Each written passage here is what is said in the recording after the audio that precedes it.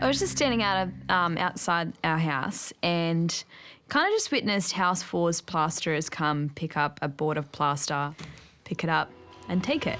Having just witnessed Luke's plasterers stealing their gyprock, Sarah gets straight on the phone to George. You know that plaster out the front of our house? Yeah. That's ours, yeah? Yeah, that's what we took. Yeah, it's under the Kennard's tent. Yes, so that's classified as ours. I'm about to go guns blazing and I need that confirmation. Yeah, that is. Okay, done. Thank you. So got my big girl pants on and I went into House 4. Both Luke and Jazz were having a bit of a consult in their bedroom, but my plaster sheet was about to be hung on a wall and I needed it back. So I went straight to the plasterers. Guys, you know that sheet you just took for the front? We actually need that. Is there any way that you could get that back to me? No. That's mine that you've taken, not theirs. From ground, mate. She ain't his mate. The reaction from the plasterer wasn't the greatest. He basically lost it and was using all sorts of profanities. What happened? So I asked him, I said, can you put this back? Yeah. He's swearing at me. There's no need to act like that. No. It's not nice. It's not necessary. And that was quite aggressive, the way that he spoke. So, you know, it's hard when I have to deal with it because George isn't here. And I don't like confrontation. Sorry, I'm really...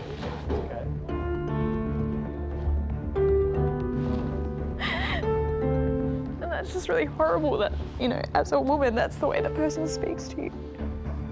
Yeah, it was one of those things that was a bit confronting because, you know, I didn't have George on site. You know, I was just protecting my staff. Yeah, so there was a bit of an altercation with Sarah and my plasterer. Oh, no, she's on the wall path, look at her. And Sarah wasn't too happy. Did they take him? No, I just don't. She doesn't need to swear at her. Like, me. What did he say? He was just going off. Yeah, they don't need to swear at her. But you did come in a bit feisty, Sarah. What's that? Listening. You were a bit feisty when you came. You don't deserve to be sworn at, but you were a little feisty. If you're going to go and march up and sort of be like that, you don't deserve it, but that's kind of communication on a tradie site, unfortunately. What's happened, mate? Oh, plasterer's yelling at me for no reason. Who's plasterer? These ones. So these guys have stolen your stuff? Yeah, they didn't even ask. There was no communication whatsoever, and that's why I fired up and gone in, because you just don't take people's stuff. This kind of behaviour is not appropriate, so Foreman Dan steps in. Let's get Luke. You stay here, I'll get Luke, and we've got to get to the bottom of it. Dan, how are you, mate? Well, I need you to come out because I've got an upset contestant about something about plaster going on. Oh, yeah, I thought I sorted that out. No, you haven't. Dude, sorry, I'm crying because I was just angry. No, like, no, yeah, no, and listen. it's not your fault. No, don't cry, please. Please, honestly, don't.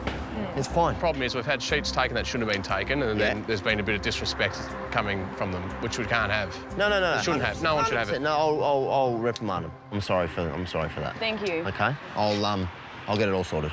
Thank you. Thanks, Dove. Have you got your sheets? It's back. Okay, all right. I've learnt very quickly in a place like this you have to stand up for yourself, especially on a job site. Job sites are quite rough. They're quite frantic. You've done well, mate. You're a super trooper. Thanks, babe. You're welcome.